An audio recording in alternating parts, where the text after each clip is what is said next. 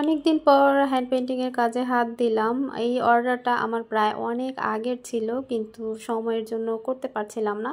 তো অবশেষে আমি হ্যান্ড পেইন্টিং এর কাজে একটুখানি হাত দিলাম। হ্যালো এভরিওয়ান, আসসালামু আলাইকুম। সবাই কেমন আছেন? আশা করি আল্লাহ তাআলার অশেষ রহমতে সবাই ভালো আছেন। আলহামদুলিল্লাহ, আমরাও ভালো আছি। স্কিপ না করে পুরো ভিডিওটি দেখার অনুরোধ রইল। এটা একটা ওয়ান পিস, আর এটার কাপড়টা কাস্টমার আমার কাছ থেকে নিয়েছে। তো শুধু ওয়ান পিসটাতেই হ্যান্ড পেইন্টিং করে দিতে বলেছে, আর এটা সম্পূর্ণ সেলাই করে দিতে বলেছে। তো ভাবলাম যেহেতু আমি সেলাই করব, তাহলে আমি কেটে নিই। তো কেটে হ্যান্ড পেইন্টিং করলে সবচেয়ে বেশি ভালো হয়। তাহলে দেখা যায় অনেক সময় ফ্রি সাইজের ওয়ান পিসে যদি পেইন্টিং করা হয়, তাহলে কিন্তু অনেক সময় কাটায় পড়ে যায়। তো যদি ড্রেসটা একটুখানি কেটে তারপর পেইন্টিং করা যায়, তাহলে সবচেয়ে বেশি ভালো হয়, পুরো ড্রেসটাতেই কাজটা থাকে। তো এইখানে কামিজটা আমি কেটে নিচ্ছি, আর এটা লম্বাটা হচ্ছে 44 ইঞ্চি। আমি এখানে 46 ইঞ্চি কেটেছি, মানে 2 ইঞ্চি বেশি দিয়েছি।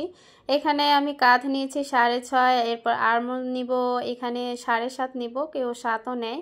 তো এটা হবে 38 বডির একটা ড্রেস। তো 7.5-এর বেশি আর্মহোল দেওয়া ঠিক না, আর 7 অথবা 7.5। এরপরে আমি বডিতে নিয়েছি 9.5, আর 1 ইঞ্চি বেশি নিয়েছি 10.5 নিয়েছি, আর পেটের দিকে 9.5 নিয়েছি, আর কোমরে নিয়েছি 10.5, মানে 10.5 9.5 তারপর 10.5, এইভাবে হবে। বডির মাপ আর কোমরের মাপ একই হবে। আর এইখানে আমি আর্মহোলটা একটুখানি রাউন্ড শেপ দিয়ে নিয়েছি। এরপরে কাটিংটা করে নেব, আর ঘেরটাও দিয়ে নেব। ঘের কিন্তু এখানে 14 নিয়েছি আমি, কেউ 13 নেয়, আবার কেউ 12 নেয়। তো 12 হচ্ছে একদম শুকনা যারা, তাদের জন্য।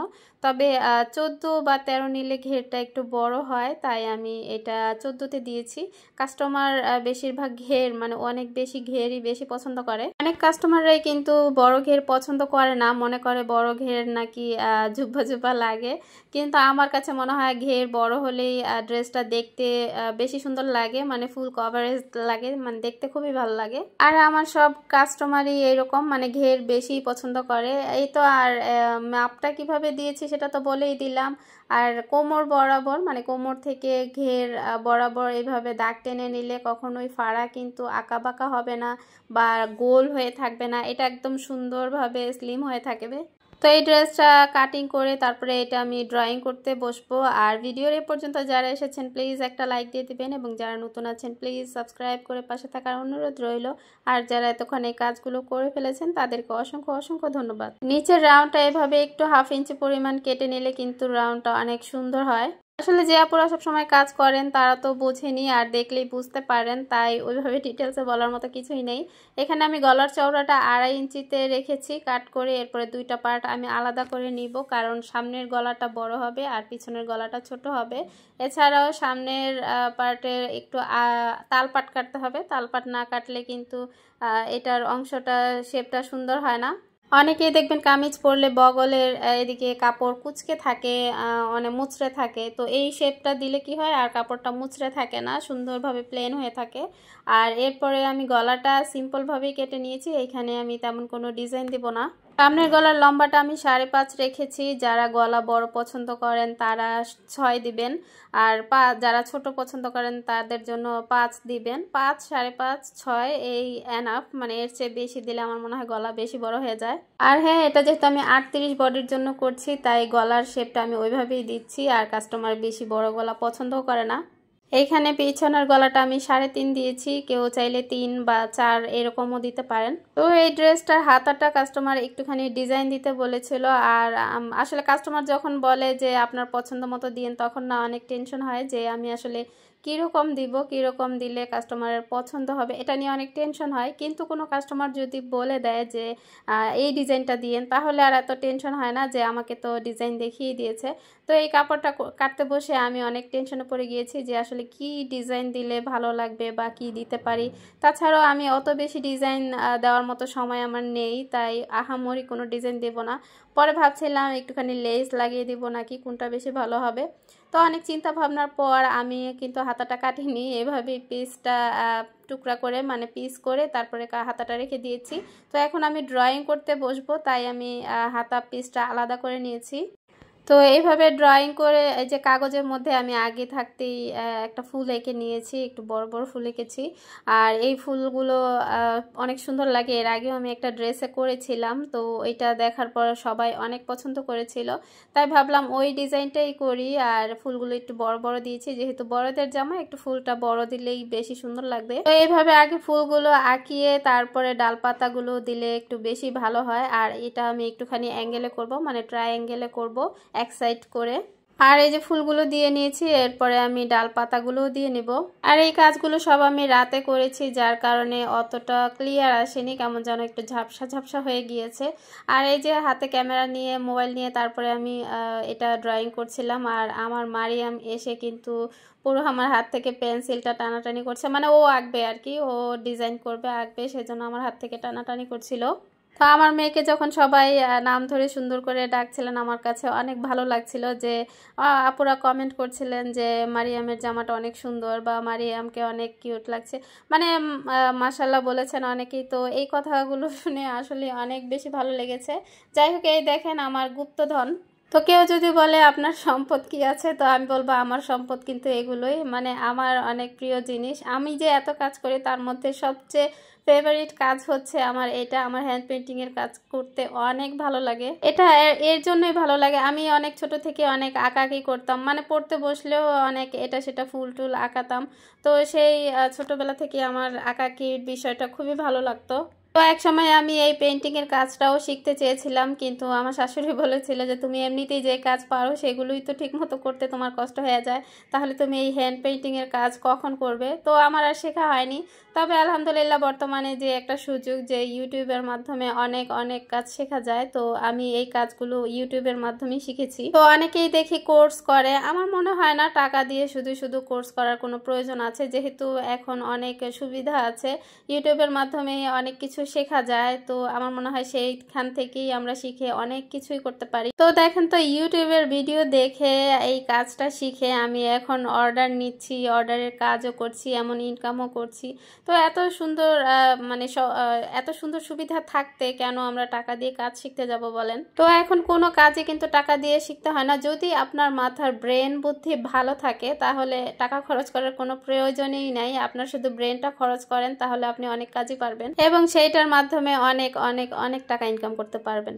ইউটিউবে ভিডিও দেখে অনেক অনেক আপুরাই উদ্যোক্তা হয়েছেন, অনেক আপুরাই দেখলাম যে হাতের কাজ, এইরকম হ্যান্ড পেন্টিং এর কাজ, আরো আরো অনেক অনেক কাজ শিখেছেন, অনেকেই অনেক উদ্যোক্তা হয়েছেন। তো এত সহজ একটা উপায় থাকতে কেন আমরা এত দৌড়াদৌড়ি করবো, এত কষ্ট করবো। এই কাজগুলো কিন্তু আমরা ঘরে বসে অনায়াসেই শিখতে পারি, অনায়াসেই এই কাজগুলো করতে পারি এবং অর্ডারও নিতে পারি। শখের বসে নিজেদের জন্য দুই একটা কাজ করতে করতেই আমার এই অর্ডারগুলো এসেছে আর এখনো আসছে। তো আমি খুব একটা সময় পাই না, তাই খুব একটা করতেও পারি না। যদি বেশি বেশি করতে পারতাম তাহলে সেলটাও আমার বেশি বেশি হতো। তো এক আপু কমেন্ট করেছিল যে আপু তোমার বাসাটা কোথায়, তোমার সাথে থেকে আমি সারাদিন তোমার কাজগুলো করতে চাই। আসলে আমি যেহেতু ফ্ল্যাটে থাকি আর এখানে আমি একদমই একা থাকি, তো এখানে আমার মনে হয় না দূরের কাউকে এনে ভরসা করে রাখাটা আমার পক্ষে সম্ভব। বর্তমান সময় সিচুয়েশন সবকিছুই অনেক ভয়ানক, যার কারণে সহজে কাউকে বিশ্বাস করা যায় না। একদম পরিচিত কাছের মানুষরাই এখন কত বড় বড় ধরনের ক্ষতি করে ফেলছে, আর দূরের মানুষকে তো ভরসা করার কোনো প্রশ্নই আসে না। যাই হোক, অনেক বেশি কথা বলে ফেললাম, সবাই ক্ষমা সুন্দর দৃষ্টিতে দেখবেন। এখানে আমি লাল রংটা নিয়েছি, মানে রানী গোলাপি লাল নিয়েছিলাম, পরে ভাবলাম যে না রানী গোলাপি দিব না, লালটাই দিব, লালটাই মনে হয় এই বাসন্তীর উপরে বেশি ফুটবে। তো লাল রংটা আমি বলি, এই যে বোতলের রঙগুলো যে আমি নিয়েছি এগুলো অনেক বেশি ঘন হয়, যার কারণে এই ঘন রং দিয়ে কাজ করতে গেলে অনেক কষ্ট, মানে একে তো কষ্ট, আর এক হচ্ছে বসতে চায় না, আর কাপড়ের মধ্যে রং ভালো করে না বসলে কিন্তু সেই রংটা টেকসই হবে না। তো সেই জন্য অবশ্যই সেই ঘন রংটাকে একটুখানি এনকে অথবা বাইন্ডার যে কোনো একটা মিক্স করে রংটাকে একটু পাতলা করে কাজ করলে কিন্তু এটার ফিনিশিং অনেক সুন্দর আসে, এবং সাথে এটা খুব ভালোভাবে কাপড়ের মধ্যে বসে, অনেক টেকসই হয়। অনেকেই এই হ্যান্ড পেইন্টিং এর রং নিয়ে অনেক কমপ্লেন করেন যে আপু কাপড় তো ওয়াশ করার পর রংটা উঠে গিয়েছে বা উঠে যায়, কি করব। তো এই যে বললাম যে রং যদি বেশি ঘন হয়, কাপড়ের মধ্যে যদি ভালো করে না বসে, তাহলেই কিন্তু রংটা উঠে যাবে, সেটা থাকবে না। আমি এত এত ড্রেসে পেন্টিং করেছি, কোনো কাপড় থেকে এখনো পর্যন্ত রং ঝাপসা হয়নি। তবে একদম প্রথম যে ড্রেসটা আমার জন্য একটা ড্রেস করেছিলাম, সেইটার রংটা একটুখানি এলোমেলো হয়ে গিয়েছিল, নড়ে চড়ে গিয়েছে বা ছড়িয়ে গিয়েছে, ওয়াশ করার পর একটুখানি ওইটা ঝাপসা হয়ে গিয়েছে। তো প্রথম দিকে প্রথম কাজ করতে গেলে একটু প্রবলেমই হয়, কিন্তু আস্তে আস্তে কাজ করতে করতে কাজের প্রতি একটা অভিজ্ঞতা চলে আসে। তো যাই হোক, ডিজাইনের মধ্যে একটু ইউনিক বা ডিজাইনের সৌন্দর্য তুলে ধরার জন্য, ফুটিয়ে তোলার জন্য কিন্তু এইরকম শেডিং করলে দেখতে অনেক সুন্দর লাগে। এইখানে আমি লালের সাথে একটুখানি সাদাটা দিয়ে একটু শেডিং করে নিয়েছি, আর এটা এত বেশি সুন্দর হবে আমি ভাবতেই পারিনি, এই কাজটা করার পর বুঝতে পারলাম। আর যাই হোক, এই যে আমার সবুজ রঙের যে বোতলের ঢাকনাটা এত টাইট হয়ে লেগেছিল যে ওটা আমি খুলতেই পারিনি, যার কারণে আমি আবার আলাদা করে সবুজ রং তৈরি করে নিয়েছি।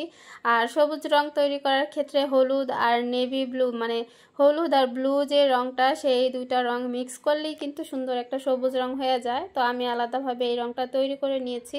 আর দেখেন, এই পাতার শেডিংটা কেন জানি আমার সুন্দর হলো না। আমার ফুলের শেডিংটা এত সুন্দর হয়েছে, কিন্তু এই পাতার শেডিংটা করতে গিয়ে পাতার রংটা কি হয়েছে, রংটা আমার বেশি পাতলা হয়ে গিয়েছে, যার কারণে এটার শেডিংটা সুন্দর আসছিল না। তবে নেক্সটগুলো ইনশাল্লাহ সুন্দর করার চেষ্টা করব। আর এটা পাতলা হওয়ার কারণে দেখেন কেমন ভেসে ভেসে উঠেছে। রং বেশি পাতলা হলেও চলবে না, আবার বেশি ঘন হলেও চলবে না। এরপর আমি ব্রাউন কালারটা নিয়ে ডালগুলো করে নিচ্ছি। আর এটা কিন্তু আমার হাতার অংশ, হাতায় যে ডিজাইনটা সেইটা আমি আগে করছিলাম, যেহেতু ছোট্ট একটা পার্ট আর আপনাদের সাথে শেয়ার করব, তাই আগে এইটাই আমি ভিডিও করলাম। আমার যেহেতু ছোট বেবি আছে, তাই আপনারা ভালো করে জানেন আমার একটা কাজ উঠাতে বা কমপ্লিট করতে কতটা পরিশ্রম হয়, কতটা সময় লাগে। আর তার জন্যই আমি আজকের এই পুরো ড্রেসটা কমপ্লিট করতে পারিনি, জাস্ট আপনাদের সাথে শেয়ার করব বলেই আমি এই ফ্লাওয়ারটা করে দেখালাম, আর বাকি কাজটা আমি রাতে করে নিব।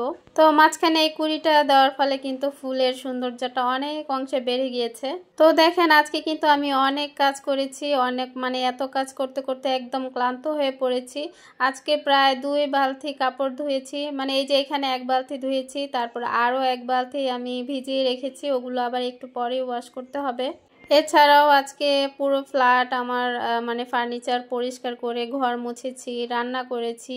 আজকে আমি সবজি রান্না করেছি, এখানে অনেক ধরনের সবজি ছিল, মানে পাতাকপি, ফুলকপি, তারপরে আলু, সাথে গাজর ছিল। তো সব কিছু মিলিয়ে আমি সবজি রান্না করেছি। এখানে পালং শাক দিয়ে ডাল রান্না করেছি। এছাড়াও আমি একটুখানি বট রান্না করেছি। আর এই বটটা কিছুদিন আগে আমার হাজব্যান্ড এনেছে, অনেকদিন ধরে বলছিলাম আমার খুব বট খেতে ইচ্ছা করছে। তারপর সে বলছিল যে তোমার তো বট পরিষ্কার করতে অনেক কষ্ট হবে। তারপরে সে কি করলো, তার অফিসের বুয়াকে দিয়ে পরিষ্কার করিয়ে তারপর পাঠিয়েছে। আর এখানে বট কিন্তু আমি ঝোল রাখবো না, একদম ভাজা ভাজা করব। আর এইদিকে আমার মেয়েটা এই যে দেখেন এসে গ্লাস ভেঙে ফেলেছে, মানে ওর জন্য টেবিলের উপরে কোনো কিছুই রাখা যায় না। ও এই চেয়ারে উঠে তারপরে টেবিলের উপরে উঠে সব কিছু নাড়াচাড়া করে, তো অনেকটাই কষ্ট হয়ে যায়। আর এই কাজ আরেকবার ভেঙেছিল আমার মেয়েটা, তখন আমার এই কাজ পরিষ্কার করতে গিয়ে পুরো হাত পা কেটে রক্তে ভেসে গিয়েছিল। তো রক্ত দেখে আলিফের বাবা খুবই ভয় পেয়ে গিয়েছিল, আর আমাকে বললো তুমি উঠো, তুমি সরো। তারপরে সে কাচের জিনিসগুলো সব পরিষ্কার করেছিল। আজকে না, আজকে সে যেহেতু বাসায় ছিল না, এগুলো আমি পরিষ্কার করেছি। তবে এবার আমি জুতা পায়ে দিয়ে নিয়েছিলাম, যার কারণে তেমন কোনো প্রবলেম হয়নি। আসলে অন্ধকারে যদি কাঁচ ভাঙে বোঝা মুশকিল যে কোন জায়গায় কোন কাচের টুকরাটা আছে। আজকের মতো এখানেই বিদায় নিচ্ছি। সবাই সুস্থ থাকবেন, ভালো থাকবেন। আল্লাহ হাফেজ, আসসালামু আলাইকুম।